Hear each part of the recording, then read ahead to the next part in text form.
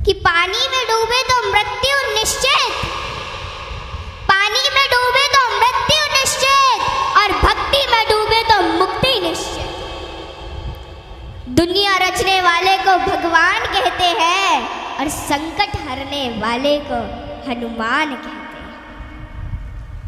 ना किसी को नाराज करके जियो, ना किसी से नाराज होकर के जियो। जिंदगी बस कुछ पलों की है, सबको खुश रखो और खुश होकर के जियो।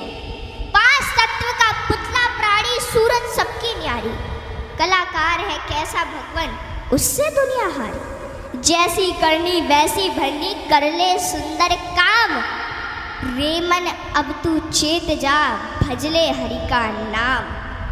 जिंदगी मिली है तो कुछ करके दिखाओ, जिंदगी मिली है तो कुछ करके दिखाओ। वक्त अगर खराब है तो उसे बदल के दिखाओ। मित्र वही जो भीड़ में खोने ना दे, और लक्ष्य वही जो रात में सोने ना दे। जिसकी गति और मति सत्य की होती है, उसका रथ आज भी श्री कृष्ण चलाते हैं। जिन खेतों में बारिश नहीं होती वहाँ की फसलें खराब हो जाती हैं, और जिन घरों में धर्म संस्कार नहीं होते वहाँ की नस्लें खराब हो जाती हैं।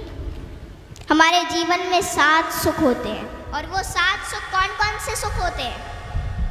पहला सुख निरोगी काया, दूजा सुख घर में माया, तीसरा सुख कुलवंती नारी, चौथा सुख पुत्र हो आज्ञाकारी, पांचवा सुख स्वदेश में वासा, छठवां सुख राज हो पासा, सातवां सुख संतोषी जीवन, ऐसा हो तो धन्य हो जीवन।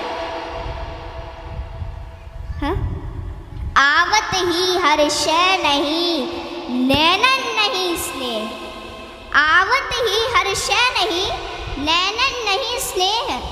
तुलसी तहा न जाइए कंचन बरसे में।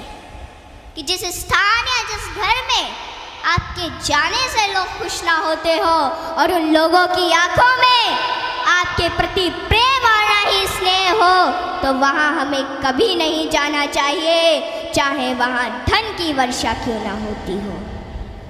हाँ?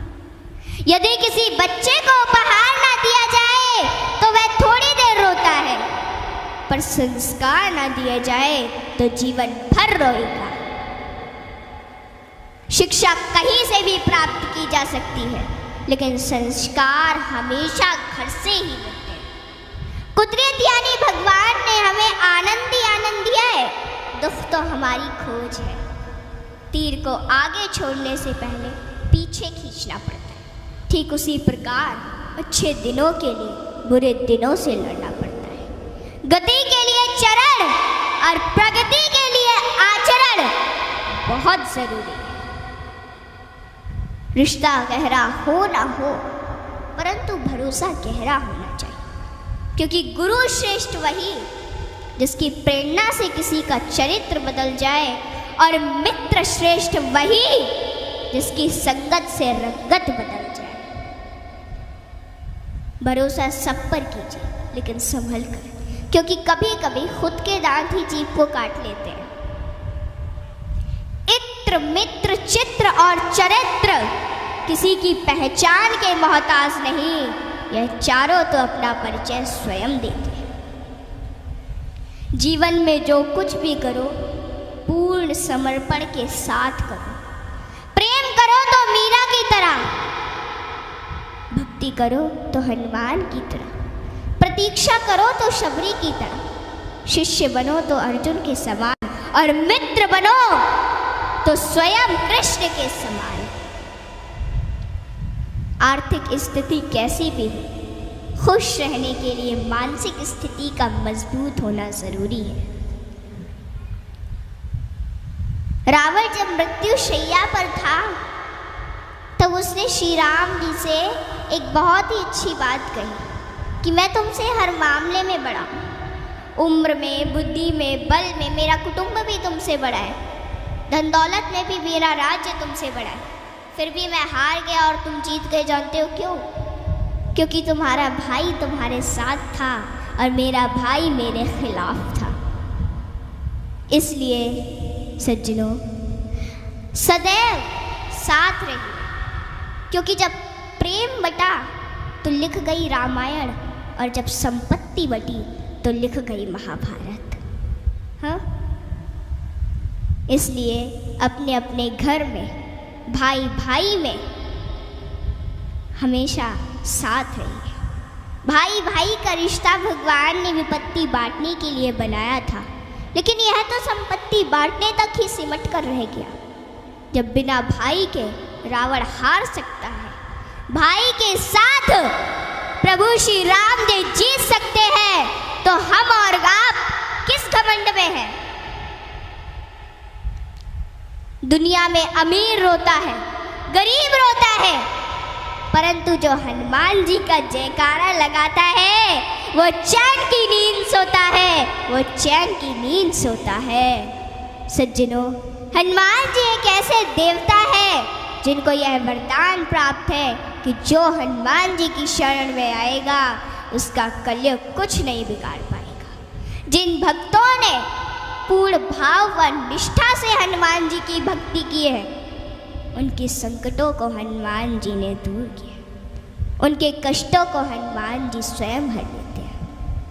हनुमान जी के भक्तों को जीवन में कभी भी परिस्थितियों का सामना नहीं करना पड़ता है। सज्जनों, आज मैं आपको हनुमान जी के कुछ ऐसे प्रसंग बताती हूँ।